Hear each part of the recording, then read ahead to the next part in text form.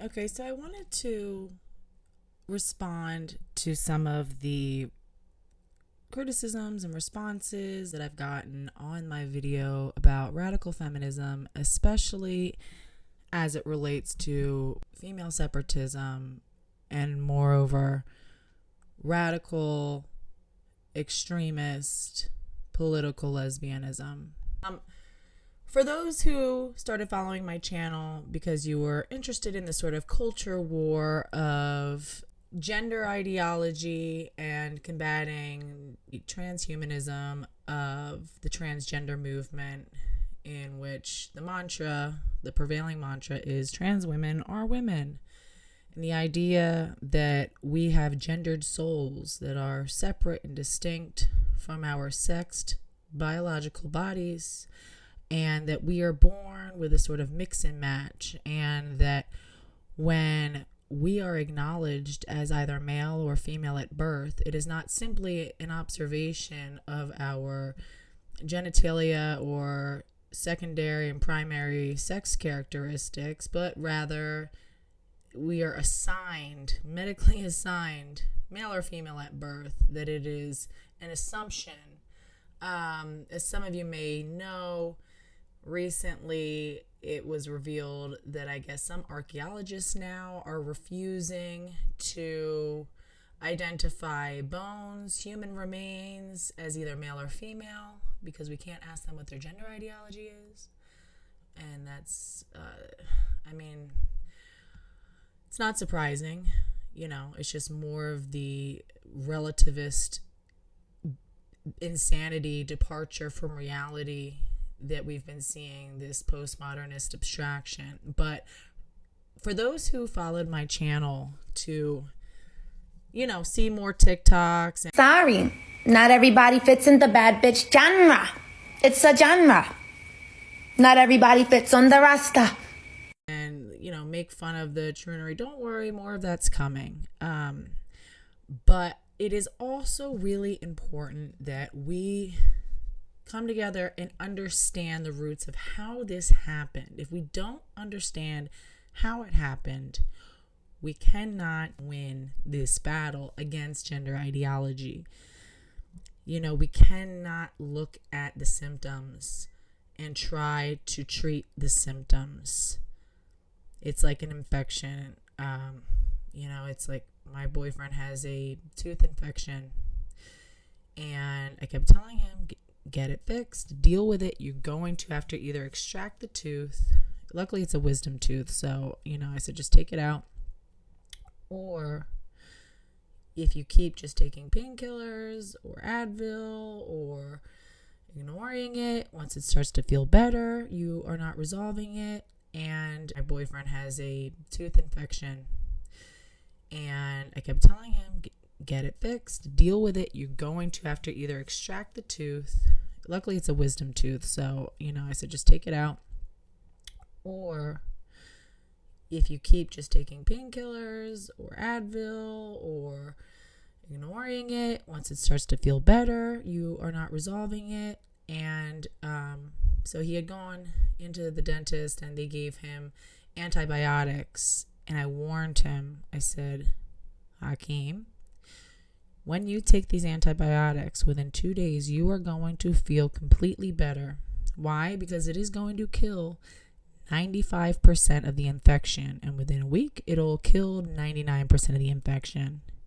If you stop taking the antibiotics before the infection is, before the end of the course and before the infection is totally eradicated, and if you don't follow up with these antibiotics with actually, draining the infection or removing the tooth and actually getting to the root of the problem, what is going to happen is you are going to wipe out 95% of the easiest bacteria to wipe out, but you are going to leave 5% of the most radical, difficult, militant, strong, and the strongest 5% of the bacteria.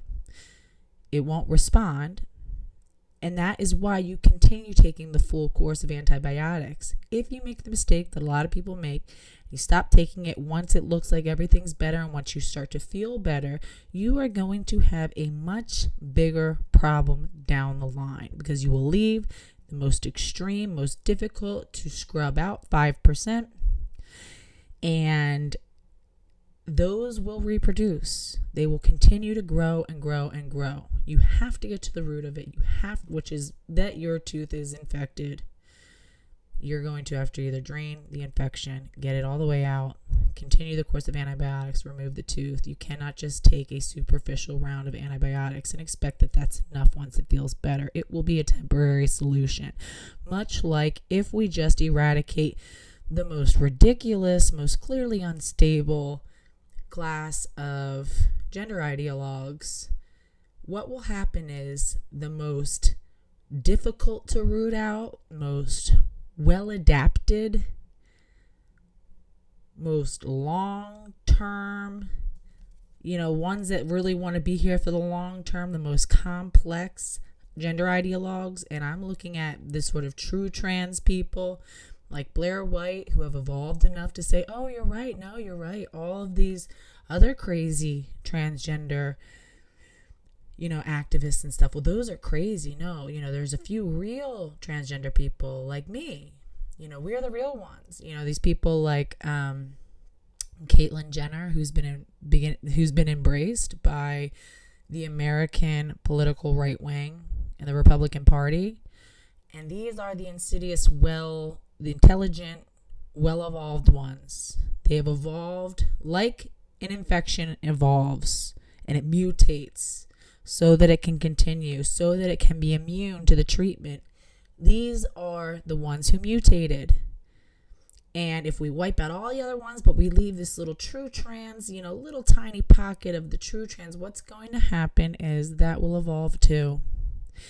And they will grow. And what happens is once you allow that small, very resilient, very treatment resistant pocket of bacteria to grow, when you have a tooth infection, it will build an army of ones that are replicated in its own image.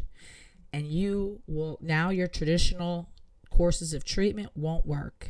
You will have to yourself evolve. And it will be more complex. It will cause more wreckage. It'll be harder to dig out and cut out of society. It's a lot like cancer. When you get it superficially, when you catch it early, it's very easy. Once it's spread, once it really gets into the DNA of your cells, into the tissues of your cells, and you really have to scrape it, dig it out. And then now it's the treatment actually is what kills you. Not even so much the cancer, it's the treatment.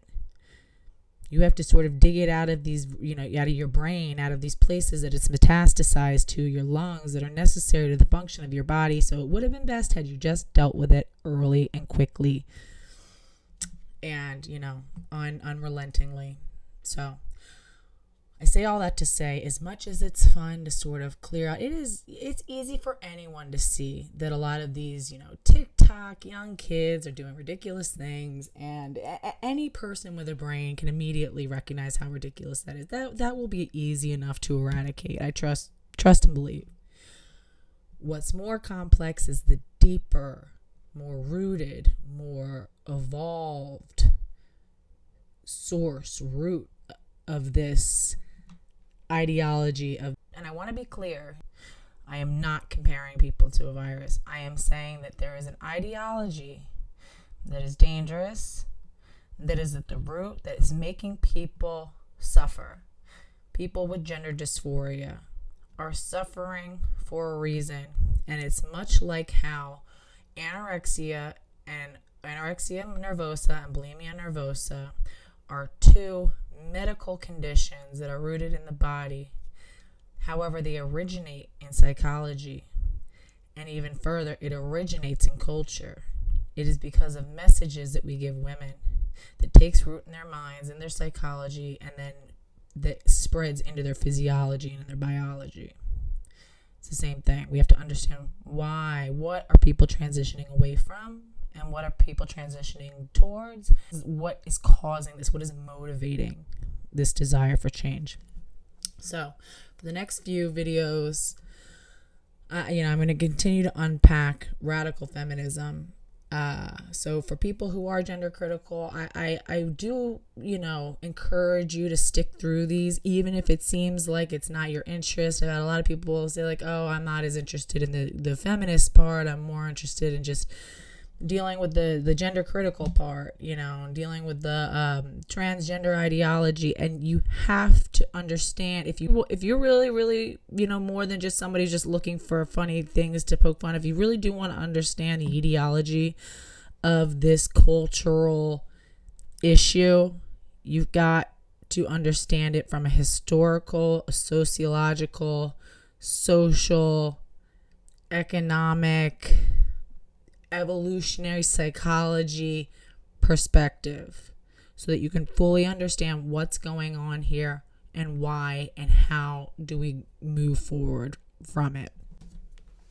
So I want to go and revisit my comments on separatism. One of the things that was commented was said, "Hi, I've been enjoying your content a ton. Thanks so much, including this video. Looking forward to part 2. I hope more video essays are coming in the future too." Well, thank you very much. I appreciate that. Side note, I think the use of the word extreme automatically biases people against things. I consider myself a junior rad fem.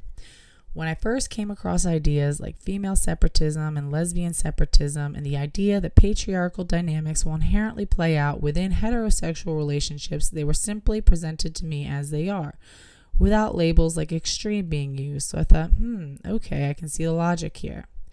These ideas, when presented as is, simply struck me as novel, unexpected, and interesting. When you use the word extreme, my reaction is more, oh, well, yes, this is obviously bad then. Just an observation. First of all, thank you for your comment.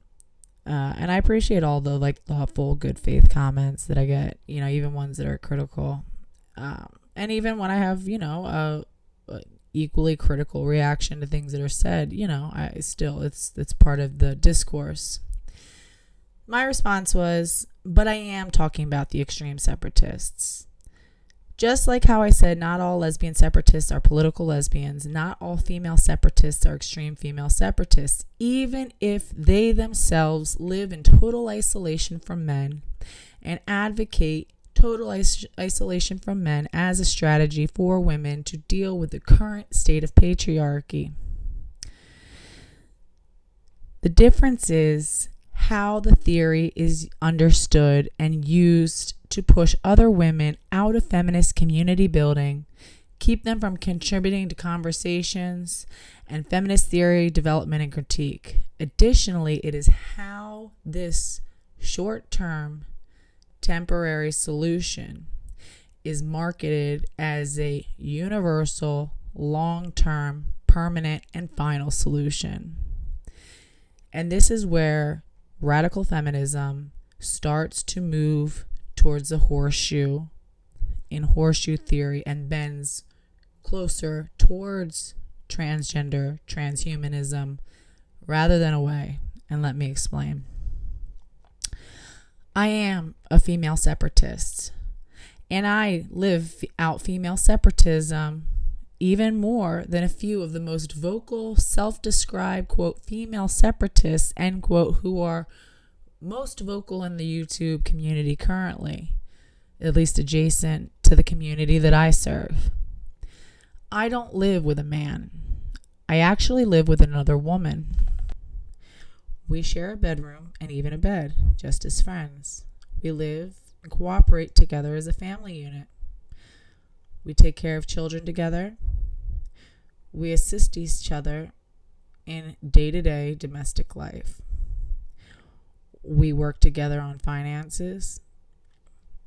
Yes, we both have boyfriends, but they're not allowed to live with us. They don't sleep over. They're not even allowed to come upstairs. Again, we share a bedroom. Upstairs is for women and children only. I've lived this way now for over a year and a half. I center women in my life I spend more time with women and children. Even my recreational efforts are almost entirely centered around women. I have been doing female-centered and woman-centered community building my entire adult life.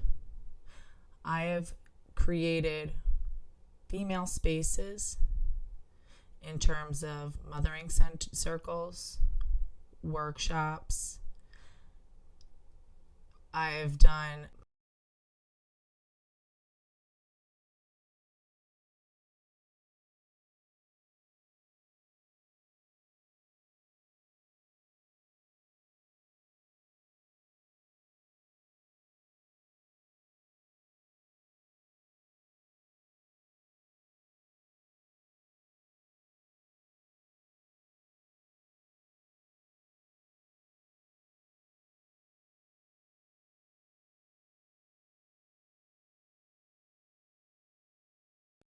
I've hosted meditation circles that focus on consciousness, teaching the basics of meditation and practicing meditation.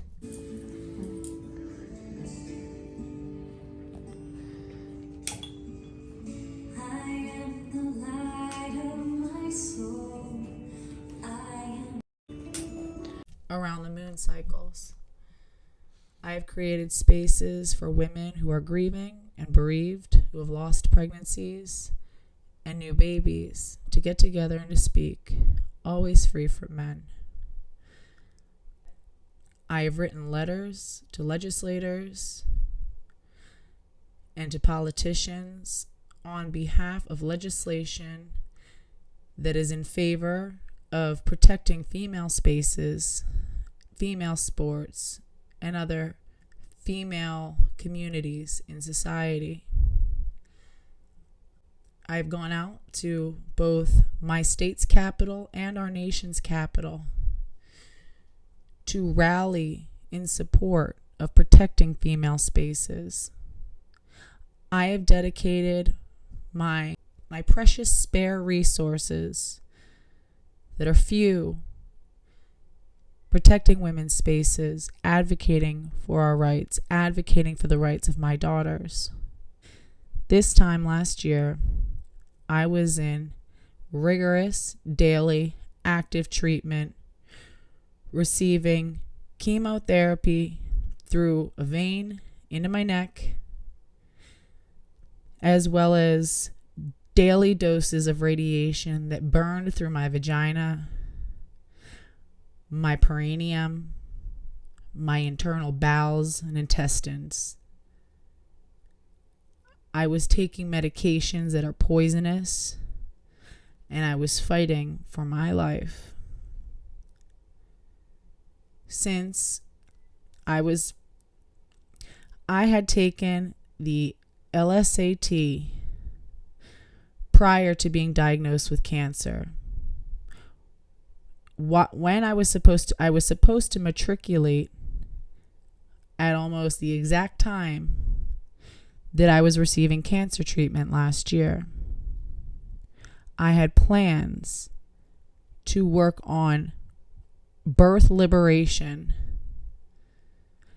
women's rights to choose where and with whom to give birth, to protect midwifery in the state that I live in and in the country, and to protect midwives' rights to give care to women who don't want to birth in the patriarchal models built in to the current obstetric gynecological systems in which we birth. That's a whole other issue. I have served women my entire life. I have served women's spaces my entire adult life. I am a female separatist. Female separatism is what every gender-critical feminist is fighting for. When I talk about extreme radical separatists, here's what I am not talking about. I am not talking about women who advocate for rape crisis centers and domestic violence shelters, that are firmly female only. I'm not talking about lesbian separatists who wish to center only women in their lives, both personal lives and public lives, and to minimize, if not completely eradicate, all personal interaction with males. That is not who I'm talking about and criticizing. I am not talking about women advocating for female-only sports teams or female-only spaces or female-only locker rooms or access to closed doors that they can lock and keep out men. I am not talking about women who choose to be celibate and man-free for whatever reason she deems fit, whether temporarily or for life. I am not talking about women who want no sexual, personal, interpersonal contact with men. I am talking about the women who want no contact. Let's see. I am not talking, or choose to be celibate and man-free for whatever reason. I am not talking about women who create female-only communities. I am one of these women. I have created female-only communities for my entire adult life. I am not talking about women who create female-only events like Mitchfest. I have made several videos condemning the destruction of Mitchfest and calling for us to reprise and bring back something similar. I am not talking about women who help create separatist blueprints for women who wish to live without men for whatever reason they choose. I am not talking about the women who collaborate and offer ideas and strategies and ways to center women in their lives. I am not talking about women who center lesbians in their feminism. I'm not talking about women who seek separatism for periods of time so that they can work on self-care, focus on their own goals and achievements, that they can build a relationships with themselves first and foremost, and then secondly, go on to build a network of relationships with women before ever deciding to build a relationship with a man. That is, if they ever choose to do so at all. And it is okay, more than okay, if they don't. The latter are doing deeply important work that is absolutely essential to women's liberation. Women's liberation is not possible without the work of female separatists. Teaching women how to center other women is the only way we can build systems that are free from patriarchy. And I've been engaging in this sort of female-centered community building my entire adult life. Like I said, I have built many female-only spaces that center mothers and perinatal women, and I will continue to do so, and I will continue to fight for any women's right to do so, like I already have at a systemic level, advocating, talking to senators, talking to legislators, talking to the press, networking with women, showing up, going to the Capitol, writing letters and making phone calls. However, separatism is a pause.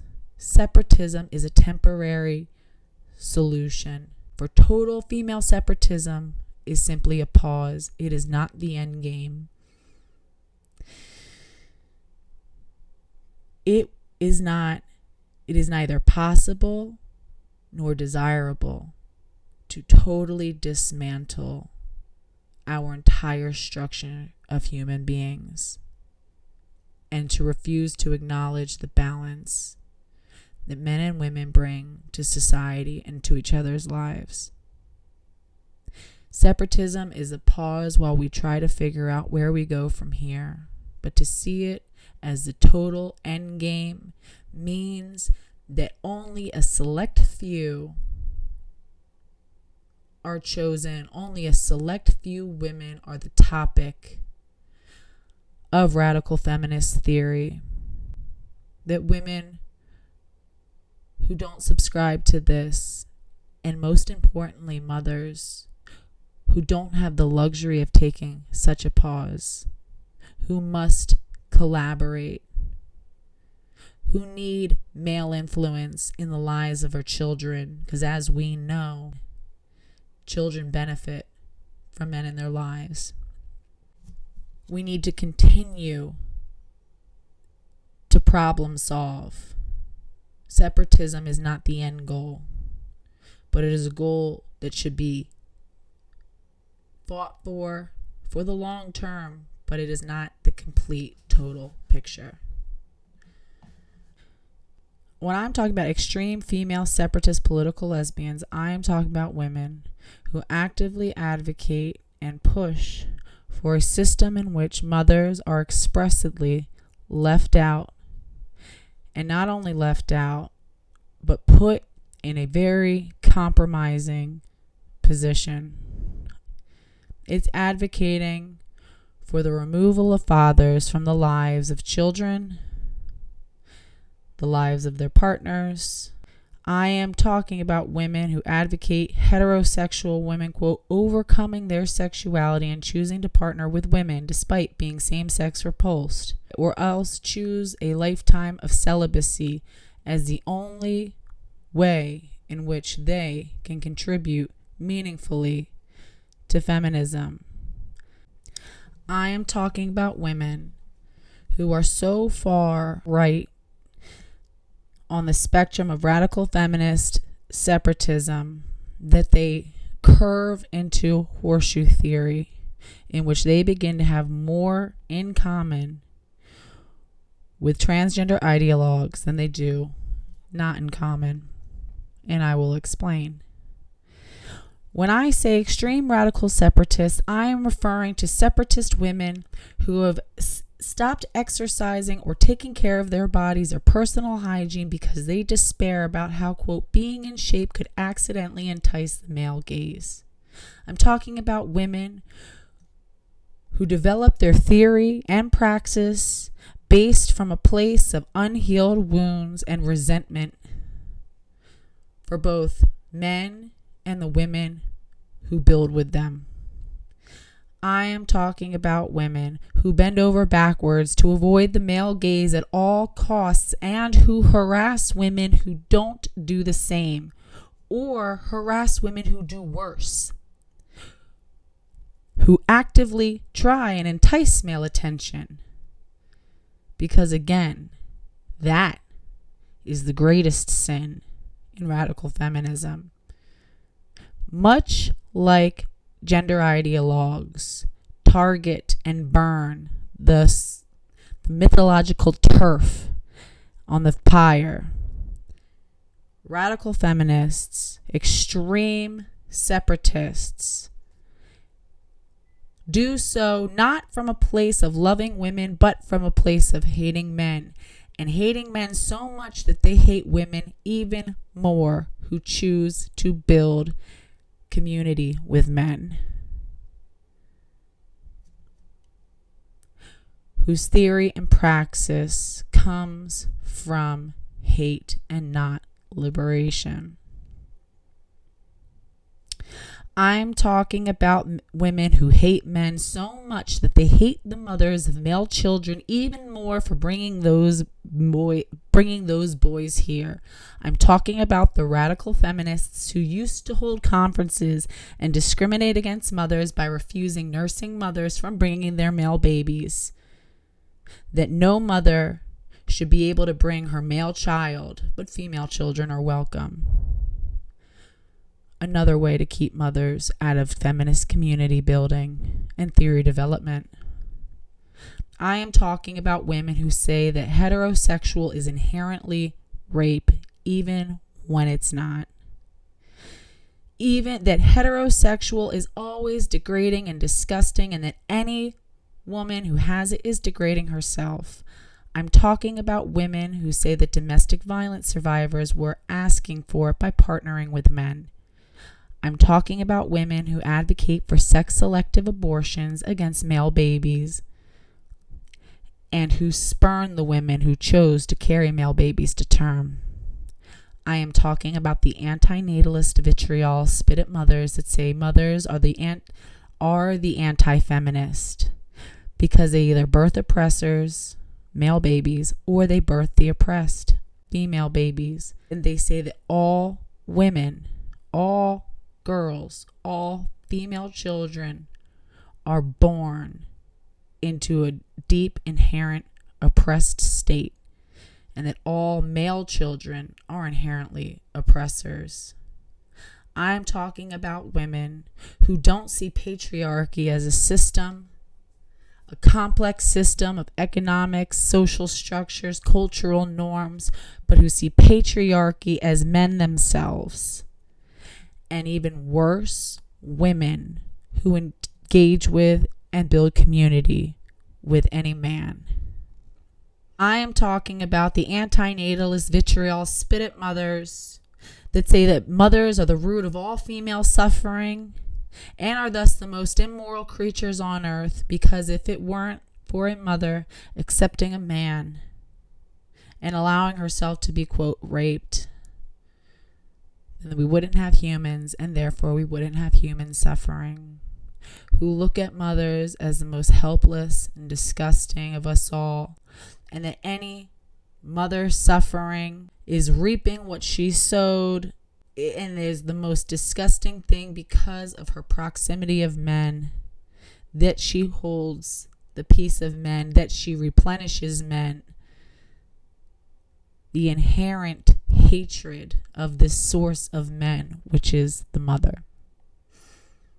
I am talking about this form of female separatism that is not simply about separatism from men, but advocates for excluding less extremist separatist women from including their voice into feminist conversation and their presence from feminist community building. And that outright derides these women as, quote, anti-feminists participating in the oppression of other women because they don't fit their religious purity model, or because they don't subscribe to their extreme radical Marxist communist ideals. And that they somehow don't understand that communism is not liberation for men, that is not liberation for women. To these women, feminism is a religion, not simply a voice. To these women, feminism is a religion, not simply a vehicle for improving the lives of women. They aren't interested in improving the lives of all women, but rather a select few who are holy enough, few who are pure enough, few who have the right attributes, the right nature, the right. A few women who are allowed to be saved, and the rest who are just as bad and on par with the men that they hate. Feminism that is based on dogmas is simply a religion to fulfill our human need for God, such as in Pascal's description of what he calls a, quote, God-shaped hole. In 1670, Blaise Pascal published Pensées, which was a defense of the Christian religion. In this book, he has a quote, "What else does this craving and this hopelessness proclaim? But there was once in man a true happiness, of which all that now remains is the empty print and trace.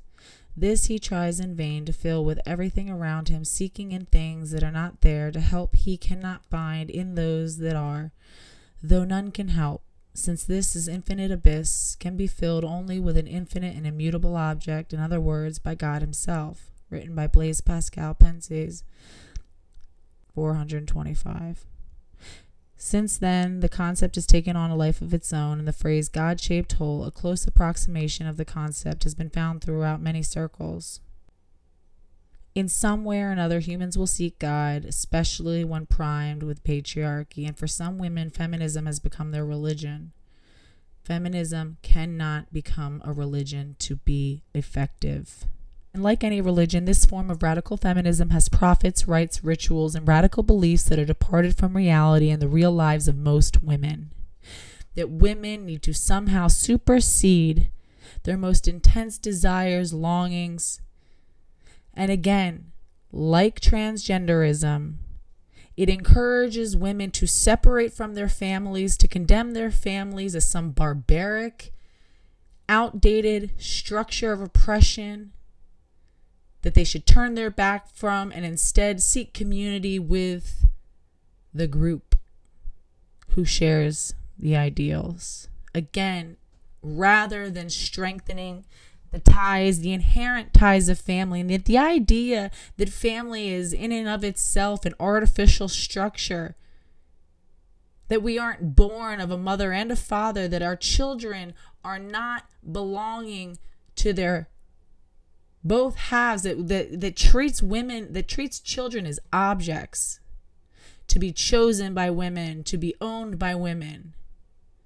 That women have the right to separate children from their own fathers, from not just their fathers, but their paternal lineage, their grandmothers, their grandfathers, their brothers, their nephews, their uncles, their natal family. That the natal family is barbaric and inept.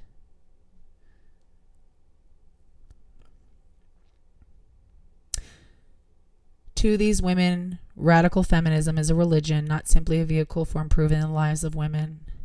And like any religion, this form of radical feminism has its prophets, its rites, its rituals, and radical beliefs that are departed from reality in the real lives of most women. It has its uniform. It has its signifiers. It has its challenges that show how devoted each person is to the cause. And like any religion, it has a uniform for who is the most pious that can be readily assessed. Never mind the actual engagement that each woman has done on behalf of women. So long as you can see her commitment through her stylistic choices, that is how you can tell who is the most pious among us, whose voice is the most worthy.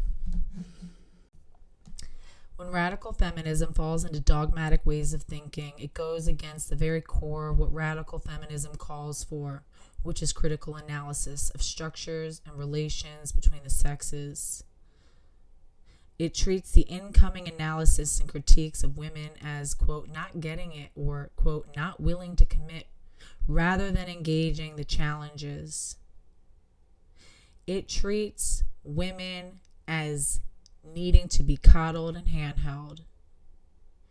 And any woman who goes against the radical feminist prescription when in a religion as being brainwashed or feeble-minded, unable to think critically.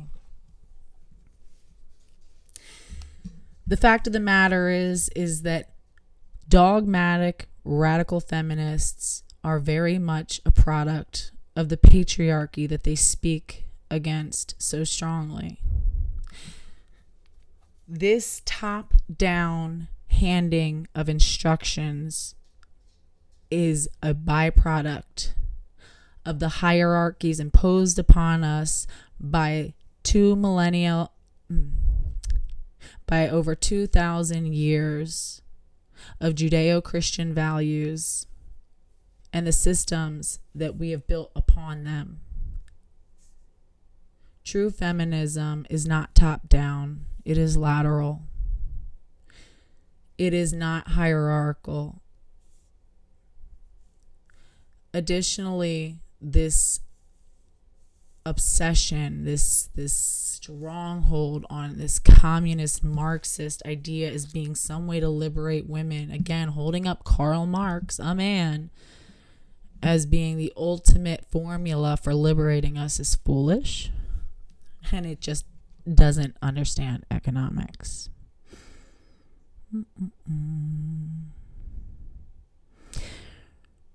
Radical feminists must recognize that when women say, quote, I understand the arguments, and then offer a critique that dismantles or challenges the arguments of radical feminism, they often misinterpret this to mean that the person is in a state of cognitive dissonance where they can believe two things at once, where they agree with the concept that radical feminism has offered, but also disagree with it.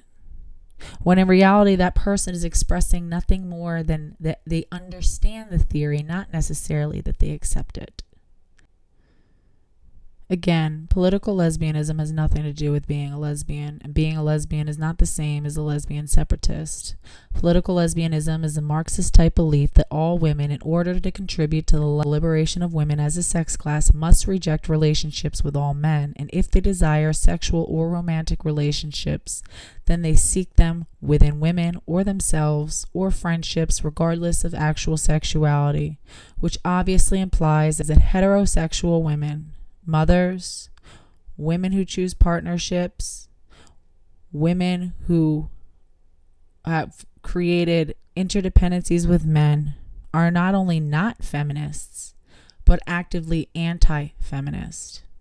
This ignores the needs of 80% of women who are mothers and who would suffer from single motherhood, and whose children would suffer without having access to their own fathers and to the men in their families.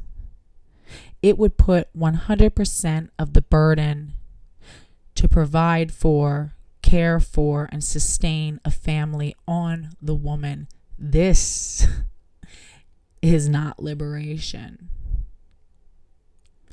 No one is more motivated to care for a child than its own family. Feminism that is based in dogmas is a false feminism, as it denies the inherent intelligence of each individual woman by refusing her access to add her own critique to feminism, even once being exposed to the existing arguments. Feminism that is static and unchanging, unchallenged, and hardline treats women as a monolith and assumes that every woman has the same needs, same circumstances, same environment.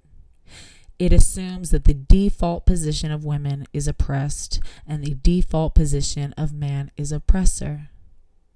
It's understandable then why these women would assume that heterosexual and heterosexuality is an inherently oppressive institution. But the fact of the matter is, like everything else, we are motivated by deep internal unconscious thinking that we don't even realize. And the fact of the matter is that a lot of the critique of heterosexuality is rooted in a disdain and a disgust for heterosexuality by opposite sex repulsed women and women who are speaking from deep trauma.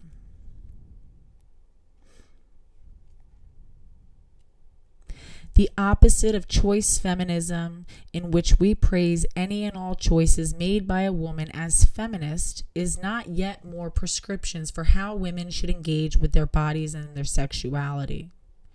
Rather, the opposite of choice feminism is critical feminism, that seeks to offer ongoing critique, theory, and blueprints for praxis, and then steps back and respects the inherent intelligence and capability of each woman to competently apply such critique to her own life circumstances that offer her and her community the greatest edge.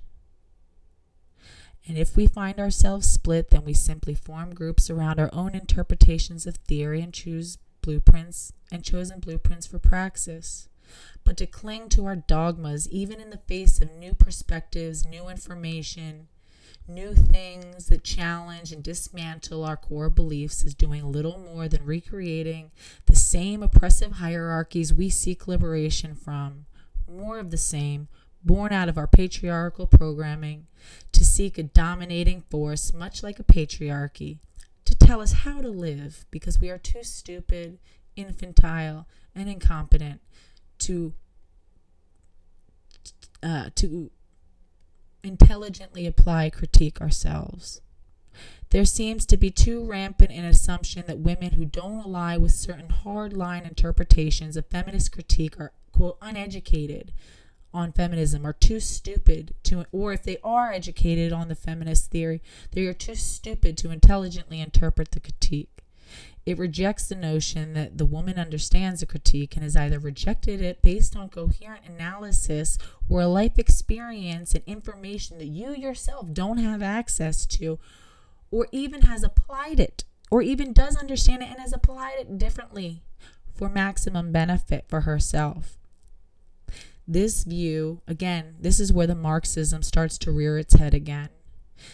that women working for maximum benefit for themselves is somehow wrong and negative, and that she must lower herself to the lowest common denominator, the formula set by whoever is supposed to be setting the formula. I don't know. I guess the matriarch in this sense. Again, more top-down hierarchies that replicate patriarchy even within our own selves. Let's see.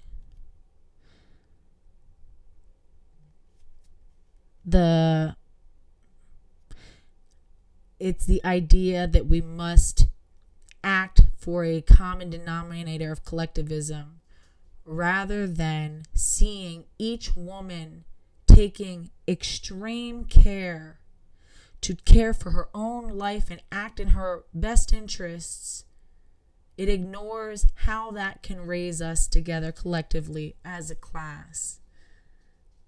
Again, it assumes that Marxist communalism and communism is the only way to navigate away from patriarchy, despite what we know about how bad communism has been for women, both presently and in the past, and in virtually every single trial of this idea, of this modus of economy and culture. While we fight for the rights of innate homosexuals to enjoy peaceful lives and freedoms that all heterosexual couples enjoy, rather than simply eliminate shame around one's innate sexuality, there seems to be an overswing of the pendulum to shift shames onto heterosexual women. This is where radical feminism, at its most extreme fringes, enters horseshoe theory, where it shifts so far to the opposite side of transgenderism that it actually becomes in alignment with it. It ignores, once again, the inherent dignities and contributions of mothers across time and culture. And it ignores the necessary contributions that mothers make and does not seek to accommodate them in its theory and praxis. And it, by condemning all heterosexual relational dynamics as anti-feminist, it keeps conversations that could benefit and include mothers from being had. Yes, lesbian mothers exist. They are a tiny, tiny fraction. Additionally, it assumes that the innate status of a woman is oppressed and of oppressor, and the innate status of men is that of oppressor, and which ignores that the patriarchy is rooted first in Judeo-Christian and Abrahamic religions that have become so pervasive that it has implanted itself in societies across the world, and that an even greater aggravator of patriarchy is capitalism that's sprung from these Judeo-Christian and Asian values. That patriarchy is the worst in cultures that have been imperialized by Judeo-Christian cultures or Abrahamic and Islamic cultures. They have suffered the most as commodities. Another comment was that, quote, does acknowledging the inherent power dynamics within heterosexual relationships necessitate the women who engage with men are choosing to engage in patriarchy? No.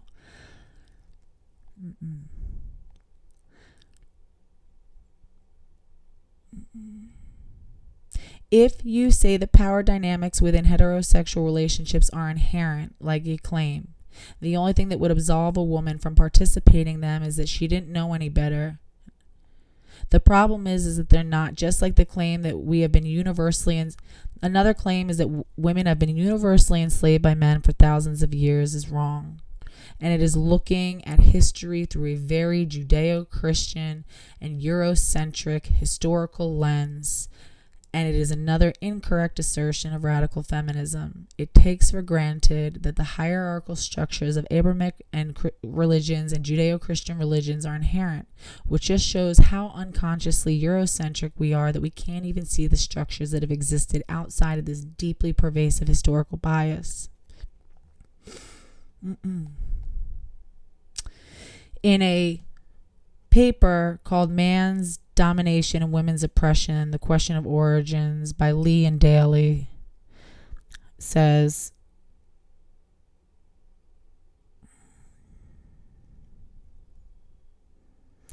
the second explanatory approach to this question argues that in order to explain this complex of power relation, we have to look at it as an aspect of history and not of biology. This view states the matter as follows. Male dominance, and for this we could well substitute militarism or social inequality, varies from society to society. It points out that male dominance is strong in some while it is weak and non-existent in others. If the degree of male domination varies to such a degree that it cannot properly be considered to be a product of physiology, hormones, or unchanging human nature, we must look elsewhere for adequate explanation to history itself. To begin this inquiry, we might ask whether there was a period of human history when the present hierarchical structure of male-female relations was weaker or even non-existent. The answer is a qualified yes.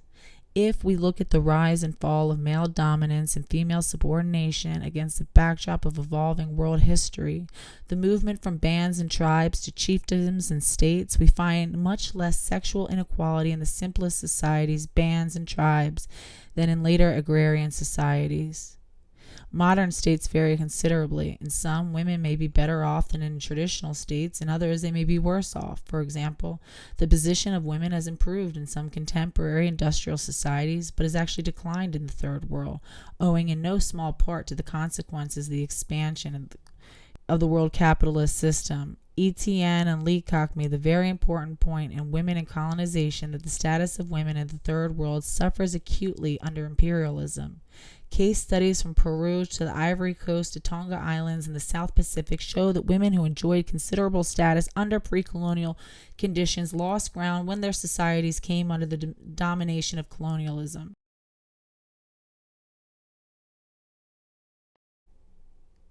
We are literally losing our right to build female-only spaces, so we need female separatists now more possibly than ever before. There is not a feminist subjective higher right now than fighting for female right to separate from men and to build separate spaces that are female exclusive. I am a female separatist and I fight for female separatism.